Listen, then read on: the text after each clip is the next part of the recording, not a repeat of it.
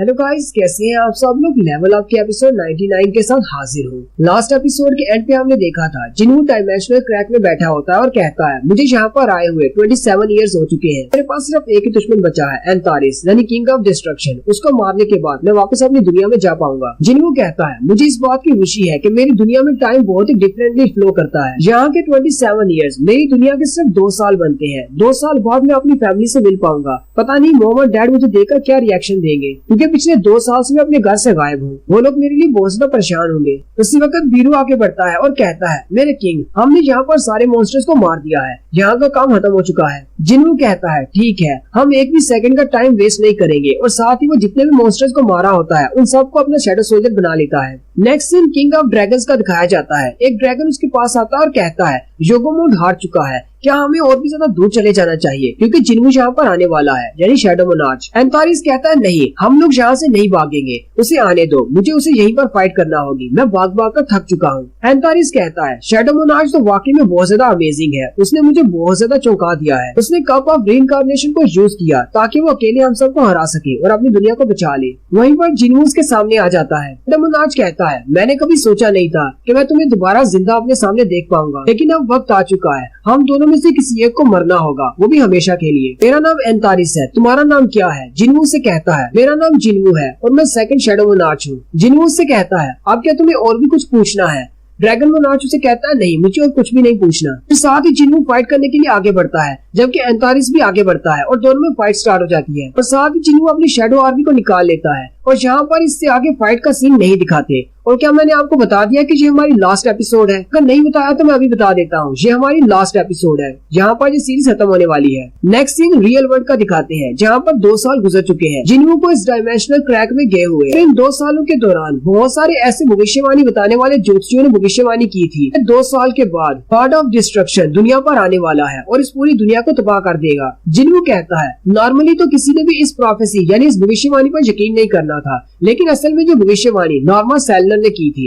इसलिए सभी लोगों को इस बात पर यकीन है कि 2 साल के बाद गॉड ऑफ डिस्ट्रक्शन आने वाला है। नॉर्मा सेलर ने भविष्यवाणी की थी, उसके मुताबिक द गॉड ऑफ डेथ यहाँ पर आने वाला है अपने काउंटलेस नंबर ऑफ सोल्जर्स के साथ, और कोई भी उससे बच नहीं पाएगा कि उसके पास डेथ की पावर है। और साथ ही बताते हैं कि 2 साल पहले नॉर्मा सेलर ने ऐसी बहुत सारी भविष्यवाणी की थी। आज तक उसने जितनी भी भविष्यवाणी की है वो सारी की सारी सच साबित हुई, इसीलिए लोगों को उसकी बात पर यकीन है और एक हलबली मची हुई है कि 2 साल के बाद क्या होने वाला है, क्या वाकई में गॉड ऑफ डेथ यहाँ पर आने वाला है। और फिर उसके भविष्यवाणी करने के मुताबिक ही बिल्कुल वैसे ही जैसे उसने भविष्यवाणी की थी, साउथ कोरिया के ऊपर एक बड़ा सा गेट ओपन होता है जिसको पूरे साउथ कोरिया को कवर किया हुआ है। सभी लोग क्योंकि अब आम लोग हैं, वो सारे हंटर्स नहीं है, वो सारे यही कहते हैं कि लगता है कि नॉर्मा सेलर की भविष्यवाणी सच हो रही है, गॉड ऑफ डेथ यहाँ पर आने वाला है और वो सभी को मार डालेगा। सारे लोग उस गेट के नीचे खड़े होते हैं और कहते हैं पता नहीं इस गेट में से क्या निकलने वाला है। थोड़ी देर के बाद वो गेट ओपन होता है, वो कहते हैं इसमें तो क्रैक पड़ रहा है, लगता है कुछ चीज निकलने वाली है, लेकिन उस गेट में से कुछ भी नहीं निकलता, उन्हें कुछ भी दिखाई नहीं देता। लेकिन उसी वक्त दिखाते हैं जिन्हू उनके पीछे खड़ा होता है। उस बड़े से गेट के अंदर से जिन्हू निकलता है। जिन्हू जैसे आगे जाने लगता है, सामने एक बंदा फूलों का बुके लेकर खड़ा होता है। वो रूलर्स का एक मैसेंजर होता है जो कि इंसानी शक्ल में वहाँ पर आया होता है। वो आते ही उसे वेलकम कहता है और उसे कहता है क्या मैं तुम्हें संग जिनवू कहूँ या फिर शैडो मोनार्च कहूँ? मुझे नहीं लगा था कि तुम एक यंग लड़के की शक्ल में बाहर निकलोगे। जिनवू कहता है तो तुम क्या चाहते थे? तुम बड़ी हुई दाढ़ी और मूंछों के साथ बाहर निकलता, इस तरह तो लोग मुझे देखकर डर जाते। जिनवू कहता है ये तो बहुत ही अच्छी बात है, कम से कम कोई बंदा तो है जो मुझे वेलकम करने के लिए यहाँ पर मौजूद है। मैसेंजर कहता है रूलर्स को भी लगा था कि आप ये सब कुछ नहीं कर पाएंगे, अगले उन सारे मोनार्च को मारना इतना भी आसान काम नहीं था, लेकिन तुम वापस आ गए हो। लेकिन अभी जो मैं देख रहा हूँ तुम्हारे शैडो के अंदर बहुत सारे हजारों की तादाद में शैडो सोल्जर्स हैं, तुम पहले से भी बहुत ज्यादा स्ट्रॉन्ग हो चुके हो। जिन्हू से कहता है मुझे लगता है कि तुम यहाँ पर सिर्फ मुझे फूलों का बुके देने के लिए नहीं आए, चलो जल्दी से बताओ तुम यहाँ पर किस काम के लिए आए हो? और मैसेंजर उसे कहता है रूलर्स ने शैडो मोनार्च के लिए एक मैसेज भिजवाया है जो कि काफी लंबा होने वाला है, चलो किसी और जगह चल के बात करते हैं। जिन्हू उसे कहता है मुझे एक जगह याद है, वहाँ पर चलते हैं। तो इस मैसेंजर को आइसक्रीम कैफे में ले जाता है। वो उसे कहता है तुम यहाँ आइसक्रीम कैफे में क्यों आए हो? जिन्हू कहता है मैं इतने सालों तक अपने घर से दूर रहा हूँ,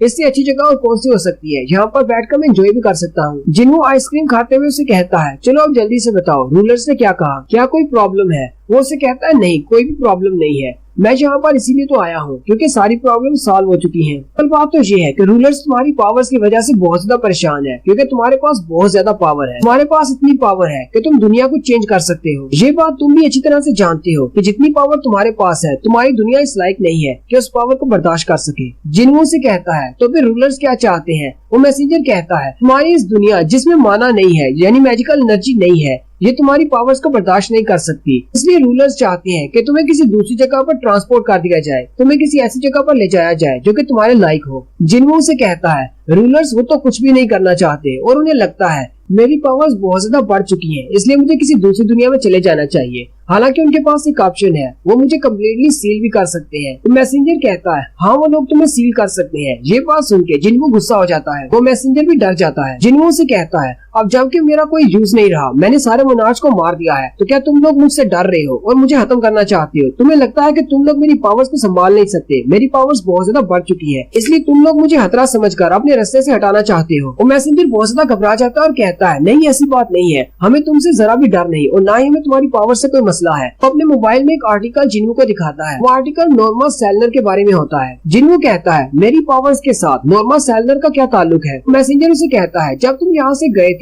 तब एक बहुत ही छोटी सी भविष्यवाणी करने वाली औरत थी, लेकिन जब तुम वापस आए तुम्हारी पावर्स इस दुनिया में वापस आई, तब से इसकी पावर्स बहुत ज्यादा बढ़ चुकी है। अब ये बहुत बड़ी बड़ी भविष्यवाणी करने लग गई है। जिन्हों से कहता है तो तुम्हारे कहने का मतलब है मेरे वापस आने की वजह से इस दुनिया में चेंजेस आ रहे हैं, यानी कि लोगों के पास दोबारा से मैजिकल पावर्स आ रही हैं। मैसेंजर उसे कहता है हाँ बिल्कुल, तुमने बिल्कुल ठीक समझा, लोगों के पास मैजिकल पावर्स आ रही हैं। जिन्हों से कहता है ठीक है हम लोग किसी और वक्त बात करेंगे, अभी तुम यहाँ से चले जाओ। वो मैसेंजर कहता है ठीक है मैं यहाँ से चला जाता हूँ, और वो उठकर वहाँ से चला जाता है। जिन्हों कहता है अगर जिंदगी में हर किसी के पैदा होने के बाद एक फिक्स मकसद है उसका कि उसने अपनी जिंदगी में क्या करना है, तो मैंने अपना मकसद पूरा कर दिया है। मैं एक शैडो मोनार्च बना, मैंने बाकी के सारे मोनार्च को मार दिया, इस दुनिया को डिस्ट्रॉय होने से बचाया, इसका मतलब मेरा मकसद पूरा हो चुका है। तो क्या मुझे रूलर्स की बात मानकर किसी दूसरी जगह पर चले जाना चाहिए? इस जहन में एक सवाल है, क्या वाकई में मैं अब एक ऐसी चीज बन चुका हूँ जिसकी इस दुनिया को जरूरत नहीं, यानी कि मेरा इस दुनिया में जिंदा रहने का कोई भी मकसद नहीं बचा। इसी वक्त खिड़की के बाहर दिखाते हैं मिस चाइन जा रही होती है। जिन्हों बाहर की तरफ देखता है तो भागता हुआ बाहर आ जाता है। जिन्हों चाइन की तरफ देखता है और कहता है लेकिन एक वक्त आएगा जब मुझे इस सवाल का जवाब मिल जाएगा, क्या मुझे इसी अर्थ पर रहना चाहिए या फिर किसी और जगह पर चले जाना चाहिए। चाइन भी गुजरते हुए सोचती है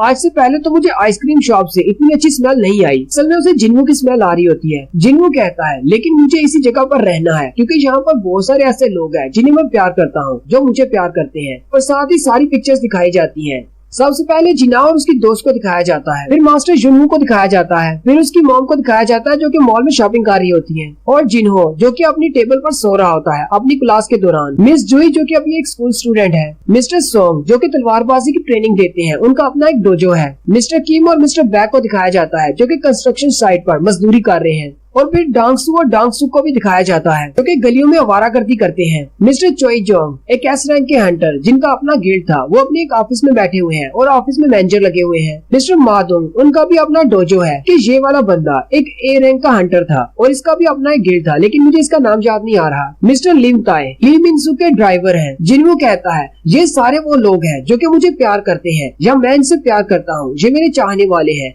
इन सब के लिए मुझे यहाँ पर रुकना होगा, मुझे दूसरी जगह पर नहीं जाना। और लास्ट में नॉर्मा सेलनर और थॉमस आंद्रे को दिखाते हैं जो कि गार्डनिंग कर रहा है। मूजिन और टाइशिक को भी दिखाते हैं और सबसे लास्ट पर चेयरमैन गोगानी को दिखाते हैं। जिन्हों कहता है मुझे अपने लिए कोई और मकसद ढूंढना होगा क्योंकि मुझे इसी दुनिया में जिंदा रहना है। चाइन पीछे की तरफ घूमती है तो उसके पीछे जिन्हों खड़ा होता है, वो दोनों एक दूसरे की तरफ देखते हैं और वहीं पर रुक जाते हैं। जिन्हों कहता है मुझे और किसी के लिए नहीं, तो चाइन के लिए यहीं पर रुकना होगा। और यहीं पर हमारी सोलो लेवलिंग का एंड हो जाता है। ये हमारा लास्ट चैप्टर था। आई होप आप लोगों ने इस सीरीज को बहुत ज्यादा एंजॉय किया होगा क्योंकि बीच में इसकी 1.5 महीने की ब्रेक आ गई थी क्योंकि कॉपीराइट स्ट्राइक्स आए थे, लेकिन फिर भी मैंने इसको हिम्मत करके कंप्लीट कर ही दिया है।